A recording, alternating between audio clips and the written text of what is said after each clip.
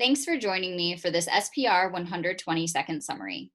Today, I'll be talking about a meta-analysis I conducted with Dr. Joseph Webby, Brittany Lee Martin, Jessica Wright, and Dr. Kevin Sutherland.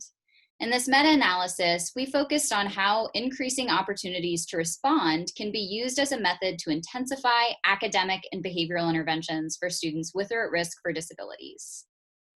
More specifically, this meta-analysis sought to answer three key research questions.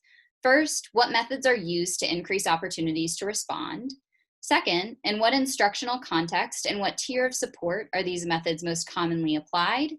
And three, what is the relative effectiveness of different methods used to increase opportunities to respond?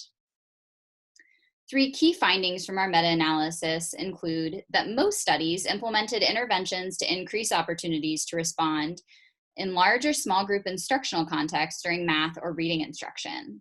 Second, coaching and feedback was the most common intervention implemented to increase opportunities to respond. And third, methods to increase opportunities to respond were associated with statistically significant and meaningful improvements in student on-task behavior and student responding.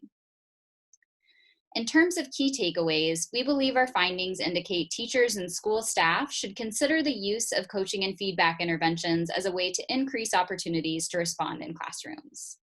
Additionally, if students are initially non-responsive to Tier 1 or Tier 2 supports, it may be useful for teachers to consider intensifying the number of opportunities to respond they deliver to these students.